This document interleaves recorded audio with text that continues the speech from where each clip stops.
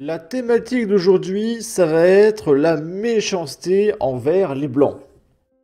On va commencer par CNews qui nous livre un témoignage de François Bousquet, un essayiste, qui nous raconte que dans certains quartiers, les victimes s'assimilent à l'envers pour survivre, parce qu'ils sont minoritaires en fait.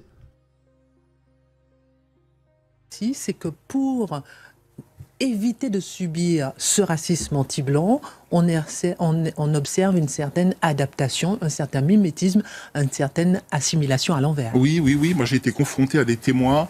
C'est la plupart des gens, on les perd, ceux qui s'assimilent à l'envers, parce qu'ils se racaillisent, ils adoptent des formes de dimitude, hein, et certains vont jusqu'à la conversion. Moi, j'ai un témoin à Lyon qui s'appelle Paul, hein, qui est devenu Ibrahim, et en tant qu'Ibrahim, il en est revenu, hein, bien sûr. Désormais, c'est un militant identitaire à Lyon Populaire, hein. C'est un peu comme Gilles Verdez, qui maintenant s'appelle Souleymane. Parce que cette religion est tellement sectaire que quand tu te reconvertis, tu dois changer de nom. Tu dois recréer une identité parce qu'on ne tolère pas en islam que tu conserves un nom français, voire chrétien. Faut que tu changes de nom. Il en est revenu, mais quand il est devenu Ibrahim, et c'est fascinant, ces mécanismes d'assimilation à l'envers, il attaquait les Blancs en tant que Blanc, alors que lui-même était blanc. Voilà, c'est pour ça que je vous demandais ma première question, qui sont les auteurs? Eh ben, alors, les auteurs... En général, comme vous dites, ils peuvent être effectivement non blancs, mais ils peuvent aussi être blancs. C'est intéressant. Ils peuvent être des blancs, oui, c'est le cas de phénomènes d'assimilation à l'envers, hein, avec des logiques d'identification en miroir dans un univers où la hiérarchie de prestige, c'est plutôt l'islam, hein, d'où le choix de Paul devenant Ibrahim, parce qu'il y a un rapport de force, je les accable pas, hein. On parle de jeunes gens qui sont totalement minoritaires, hein, dans des univers scolaires, dans des quartiers... Surtout dans les collèges, vous dites. Dans les collèges, principalement, mais pas que, où ils sont totalement minoritaires. Donc, ils doivent s'adapter à l'univers environnant, à la jungle environnante. Et s'adapter à la délinquance et à la délinquance jusqu'à la conversion. Mathieu Bocoté. Alors... Ok. Et du coup, on va regarder quelques articles. Comme par exemple ceci. On est à Saint-Étienne, dans le 42. Il y a un étudiant qui s'est fait planter pendant les émeutes de Naël de 2023. Et du coup, pourquoi on n'en parle que maintenant? Eh bien, c'est parce que l'information n'avait été publiée absolument nulle part. Il y a eu une omerta des médias, comme il y en a tous les jours. Ce genre d'événement est caché et ne vient de ressurgir que maintenant. On m'a traité de sale blanc et de sale français, nous dit la victime. Selon le Progrès, un étudiant a été agressé le 29 juin 2023 à Saint-Étienne lors des émeutes consécutives à la mort de Naël, alors qu'il est insulté par des jeunes gamines voilées. Je répète, alors qu'il s'est fait agresser par des gamines voilées, il s'est fait insulter de sale blanc et de sale français. Un deuxième groupe s'en mêle. Karim Ahamada, 23 ans, le plante à 4 reprises. Le jeune homme s'effondre, poumon perforé. Ahamada, déjà condamné à plusieurs reprises, évidemment toujours en liberté, reconnaît les faits, mais nie toute intention méchante ou meurtrière. Il est condamné à 6 ans de prison ferme. Ça me semble pas assez, mais c'est un bon début. La défense invoque un geste sans préméditation dans un contexte de chaos. Et du coup, ça a été le cadre d'un article dans Actu Loire et Région. Mais c'est les articles que pas grand monde ne lit. Hein. Amiens, dans le 80. Un multirécidiviste accusé de pointage sur plusieurs dames aurait menacé l'une d'elles avec un couteau. Il lui aurait dit « Ça fait longtemps que j'ai envie de faire des choses que je ne peux pas dire sur YouTube à une blanche. » D'accord.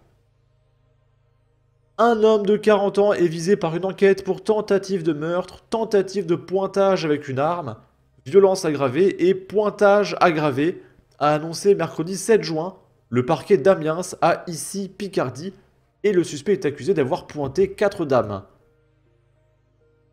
Et la news ne ressort que en mars 2025. Vraiment, quand on parle des blancs, il y a toujours un délai de 1 an, 8 mois, quoi, avant que ça ressorte vraiment. Et encore, c'est ressorti par des médias un peu indépendants, genre les F2 Souche, Damien Rieu, tout ça, hein. C'est compliqué d'en parler. Aux alentours de 8h30, ce mardi, le mis en cause aborde une dame, il pique avec un couteau dans le dos, et à qui il dit « Suis-moi, sinon je te tue », relate la procureure adjointe avant de l'emmener dans un recoin isolé, où il a proféré des paroles à caractère S. Ça fait longtemps que j'ai envie de faire des choses que je ne peux pas dire sur YouTube à une blanche. L'homme étant déjà connu de la justice, évidemment toujours en liberté, a été condamné 2 fois pour trafic de stupéfiants, en 2005 et en 2007, et 3 fois pour pointage à Fort-de-France, en Martinique, à Caen et à Évry. Il est toujours dehors. Et il sera relâché encore, hein, vous inquiétez pas. Là, on est à Toulouse, dans le quartier populaire du Mirail, un quartier qui est tombé. Et les dames souhaitent aussi occuper l'espace public, mais elles n'y arrivent plus. Parce que dans la Nouvelle-France, les dames, ce sont des biens immobiliers. Sauf qu'en même temps, on essaie de nous faire croire qu'il y a du progressisme, de la tolérance, etc. Et c'est compliqué. Et du coup, les dames se plaignent. Dans ces quartiers, il y a certains freins à l'émancipation des femmes. C'est compliqué l'intersection des luttes. Mais on va voir ce qui va se passer, hein. Qui va gagner? Est-ce que c'est la République? Ou est-ce que ce sont certaines lois dictées par Allah? Je ne sais pas. Pour certaines, c'est une première. D'autres sont là depuis les débuts en 2017. Au Mirail, dans le quartier populaire de Bellefontaine, à l'ouest de Toulouse, des dames s'installent régulièrement en terrasse pour occuper l'espace public. Un acte militant qui vise à faire évoluer les mentalités. Je répète, ça semble complètement dingue, parce qu'il y en a peut-être parmi vous qui ne comprennent pas là. Je répète, on est à Toulouse, on est en France, il y a des dames qui s'installent sur des terrasses pour faire évoluer les mentalités. En France. Est-ce que vous comprenez ce qui se passe dans notre pays?